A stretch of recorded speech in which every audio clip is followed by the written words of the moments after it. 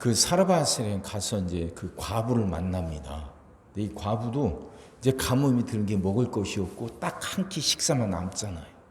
그걸로 이제 떡을 만들어서 아들 주고 이제 굶어 죽어야겠다 마음 먹고 있는데 엘리야가 찾아가고 그걸 떡을 만들어서 먼저 나한테 가져오라 하잖아요.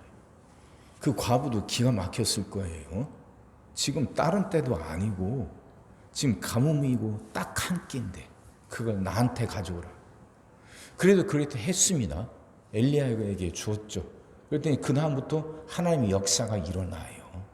그 가루를 넣은 통에서 가루가 이게 사라지지 않고 기름병에서 기름이 없어지지 않아요. 다음날 가면 또 가루가 있고 또 기름이 나오고 그렇게 해서 이제 잘 사는갑다 싶었습니다. 근데 그리고 난 다음에 아들이 죽어요. 그러니까 17절 보세요. 2일 후에 그 집 주인 되는 여인의 아들이 병들어 증세가 심히 위중하다가 숨이 끊어진지라. 2일 후에 하나님의 은혜가 있어서 지금 이제 가뭄을 이겨내고 굶지 않고 살아가고 있단 말이에요. 큰 은혜가 임했습니다. 2일 후에. 그러면 이제 모든 문제가 끝나고 계속해서 하나님의 은혜가 쭉 이어질 것 같은데 아니란 말이에요. 아니에요. 은혜를 받았는데 그냥 보통 은혜가 아니라 큰 은혜를 받고 지금 기적이 일어나고 있어요. 그런데도 또 문제는 생긴단 말이에요. 이제는 아들 하나 바라보고 살았는데 그 아들이 죽습니다. 지금 위중한 상태가 아니라 숨이 끊어져요. 죽어요. 그러니 그 여인도 굉장히 힘들었을 겁니다. 엘리에게 이제 퍼부어대죠. 당신이 왜 나한테 와서? 당신이 없었으면 그냥 그대로 끝났을 텐데 당신이 나한테 오니까 하나님이 당신 가는 데마다 집중하니까 나한테도 집중하신 거 아니냐. 그러니까 내 안에 있던 죄가 드러나고 그래서 내가 지금 이 벌을 받는 거 아니냐 하고 지금 엘리야에게 퍼부어대는 겁니다. 엘리야만 없었으면 나 같은 사람 하나님이 왜 지금 이렇게 집중해서 보시겠냐. 당신이 왔으니까 당신 때문에 하나님이 나를 보신 것이고 그러다 보니까 내 죄가 드러난 거 아니냐. 그래서 지금 이 벌을 받는 거 아니냐. 이 이야기예요. 근데 그런 여인에게 엘리야는 아무 말 하지 않습니다. 그냥 그 아들을 달라고. 죽은 아들이에요. 죽은 아들을 달라고 해서 그 아들을 데리고 다락방에 올라가서 기도를 합니다. 그 몸 위에 딱 올라가서 3번 기도합니다. 혼이 돌아오게 해달라고, 혼이 돌아오게 해달라. 하나님이 그 기도를 들으시고 이 아들을 살려주셨죠. 그러니까 그 일 있고 나서 24절 여인이 엘리야에게 이르되 내가 이제야 당신은 하나님의 사람이시오 당신의 입에 있는 여호와의 말씀이 진실한 줄 아노라 하니라. 이제야. 엘리야를 통해서 하나님의 역사가 그 죽은 아들이 살아나니까 이제야 당신이 하나님의 사람이고 당신 입에 있는 그 말씀이 하나님의 말씀이라는 것, 하나님의 정말 능력 있는 분이라는 걸 내가 알겠다 하는 거죠. 이 본문에서 나오는 2일 후에라는 단어하고 또 이제야라는 단어를 놓고 한번 생각해 보세요. 2일 후에. 문제는 언제나 있어요. 하나님의 큰 은혜를 받고 그 어려웠던 문제가 해결된 큰 축복을 받았는데 그러고 나서도 문제는 또 있어요. 어려움은 또 생길 수 있어요. 이게 인생살이에요. 이 여인에게만 그런 일이 일어나는 게 아니라 누구에게나 일어날 수 있는 거죠. 그러니 그 생각을 마음에 품고 살아가는 게 지혜로운 거 아닙니까? 이젠 고생 끝 행복 시작. 이제는 다시는 어려움이 없을 거다 하는 건 그건 앞짧은 생각이고 어리석은 생각이잖아요. 하나님의 일은 몰라요. 하나님의 일은. 근데 이 일 후에 문제가 생겼다면 그 문제가 또 영원히 계속되는 건 아니거든요. 이제야 내가 하나님을 알아볼 수 있는 그때가 또 있다는 얘기예요.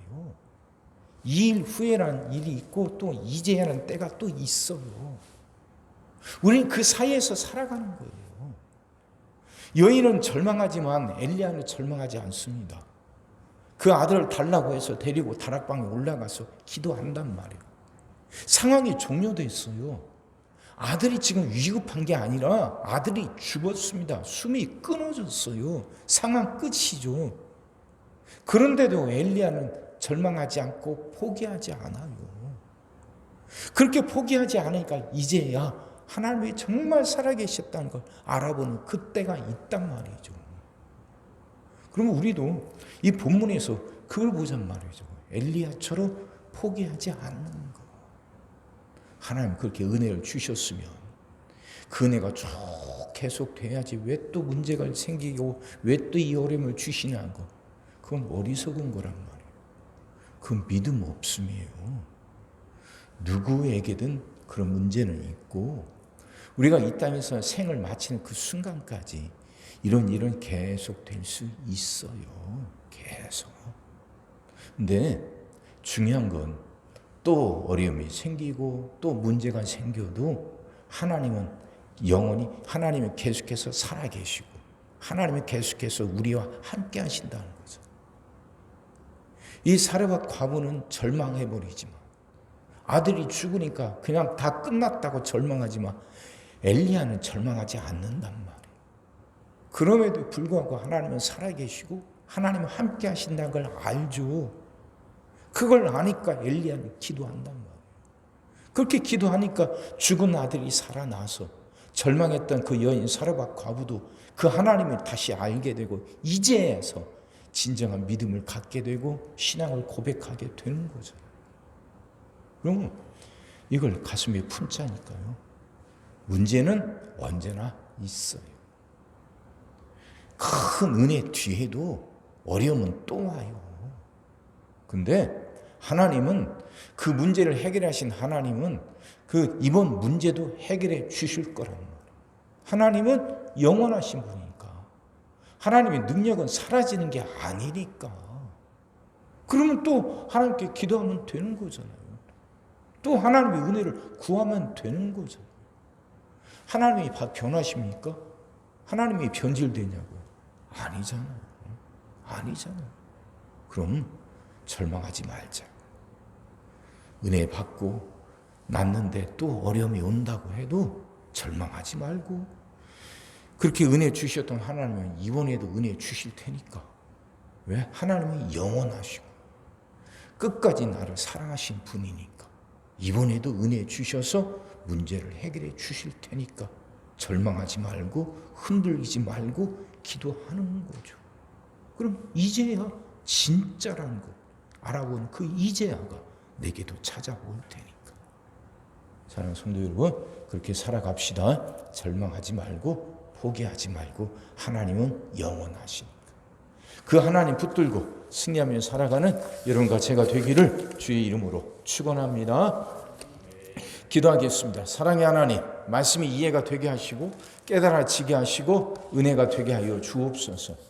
문제는 계속될 수 있고 어려움은 또 올 수 있다는 것 하나님이 이제 우리가 마음에 받아들이게 하여 주옵소서. 고생 끝 행복 시작 하는 것 그건 내 생각이고 우리가 이 땅에 사는 동안 그 문제는 계속되지만 그 계속되는 문제 가운데서도 하나님은 여전히 똑같이 우리와 함께 하신다는 것. 하나님은 그 문제 속에서도 또 반복해서 변함없이 은혜를 주시고 문제를 해결해 주신다는 것 분명히 믿고 살아가게 하여 주옵소서. 하나님 어리석지 않게 하여 주옵소서. 말씀을 통해 분명히 깨닫게 하여 주시사 흔들리지 않게 하시고 변함없이 하나님께 기도하고 부르짖어 하나님의 은혜로 그 문제들을 해결하며 살아가는 우리들 되게 하여 주옵소서. 하나님 깨닫게 하여 주옵소서. 생각이 바뀌게 하여 주옵소서. 그래서 정말 하나님의 은혜를 언제나 누리며 살아가게 하여 주옵소서. 오늘도 우리 모든 성도들 위해 기도합니다. 한 사람 한 가정 빠짐없이 일일이 찾아가셔서 오늘도 함께 하시고 은혜 내려 주옵소서. 가정들이 다 평안하게 하시고 식구들이 다 건강하게 하시며 생업이 다 형통하게 하시고 문제들이 다 해결받게 하여 주옵소서. 우리 자녀들을 축복하시고 앞길을 열어 주옵소서. 우리 자녀들이 하나님을 사랑하게 하시고 말씀을 지키게 하시며 하나님께 영광 돌리는 일꾼들로 살아가게 하여 주옵소서. 하나님 우리에게 새날을 주실 줄 믿습니다.